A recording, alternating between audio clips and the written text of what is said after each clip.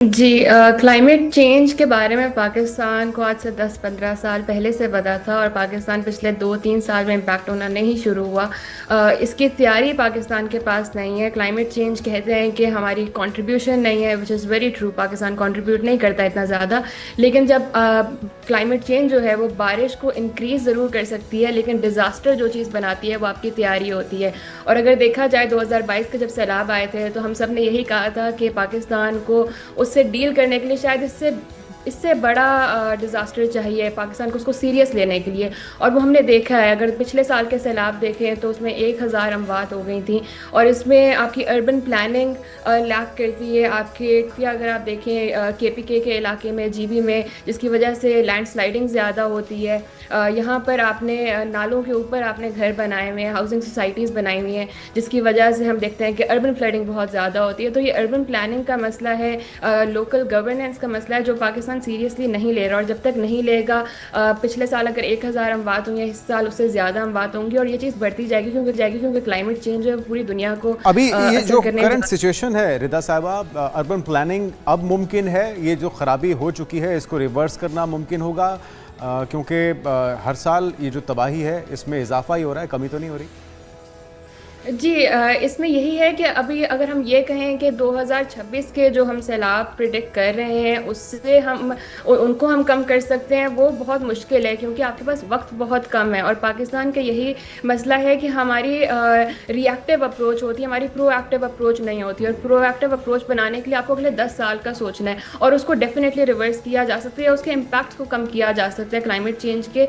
उसके लिए आपने सिटीज़ किस तरह से प्लान करने हैं, क्लाइमेट रिजिलियंट इंफ्रास्ट्रक्चर बनाना है, आपने इन्वेस्ट कहाँ पर करना है सही से, वो बहुत ज़्यादा मैटर करता है। और मुझे नहीं लगता इस वक्त पाकिस्तान इतना सीरियसली इस चीज़ को ले रहा है। हम विक्टिम बहुत ज़्यादा प्ले करते हैं कि we are impacted by it, लेकिन शायद सीरियसनेस नहीं है।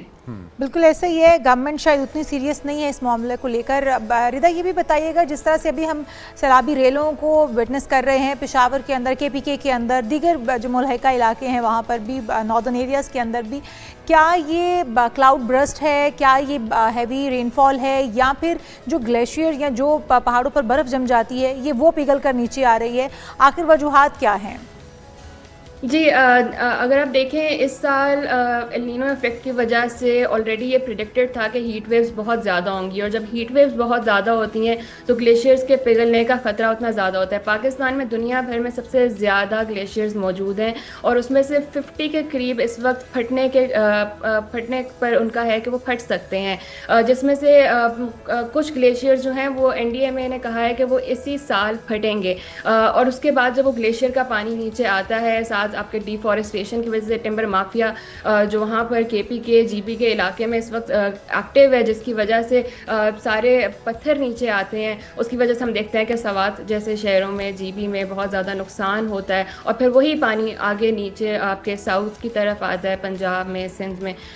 तो ये एक ग्लेशियर्स पाकिस्तान को सबसे ज़्यादा इम्पैक्ट करेंगे और ये बहुत प्रिडिक्टेड चीज़ है। आप ग्लेशियर्स के पिघलने को नहीं रोक सकते, लेकिन आप उसके इम्पैक्ट को ज़रूर रोक सकते हैं। ठीक है, तो इसमें हमारा अपना भी काफ़ी ज़्यादा हिस्सा है, कंट्रीब्यूट हम भी कर रहे हैं अपनी नाहलियों की वजह से, कोताहियों की वजह से, जिसमें टिम्बर माफिया, जिसमें नदी नालों दरियाओं के रास्तों में इंक्रोचमेंट का होना। तो आपको लगता है कि अगर इन चीज़ों पे काम कर लिया जाए तो जो क्लाइमेट चेंज है उसके असरात तो होंगे, लेकिन तबाही शायद कम हो जाए? जी, यही बात है कि पाकिस्तान जैसे ममालिक, जो ग्लोबल साउथ के ममालिक होते हैं, जो कि बहुत ज़्यादा असरअंदाज होंगे क्लाइमेट चेंज से, वो इस चीज़ के लिए प्रिपेयर कर सकते हैं। हमने क्लाइमेट चेंज कॉज नहीं किया, वो हम सबको पता है कि इमिशंस की वजह से होती है, फॉसिल फ्यूल इमिशंस, जो कि अमेरिका जैसे बड़े ममालिक जिनकी इकोनॉमीज़ बहुत बड़ी हैं, जिनकी इकोनॉमीज़ पूरी फॉसिल फ्यूल डिपेंडेंट है, उनकी वजह से ग्लोबल टेम्परेचर राइज़ हो रहा है। लेकिन उसके असरात को कम करने के लिए वो हमें बाहर से कोई मसीहा नहीं आएगा हमें बचाने के लिए, उसके लिए हमें खुद ही इक़दामात करने हाँ, होंगे। बहुत शुक्रिया। रिदा राशिद, क्लाइमेट चेंज एक्टिविस्ट हमारे साथ मौजूद हैं। क्लाइमेट चेंज का हमें सामना है, पूरी दुनिया को सामना है।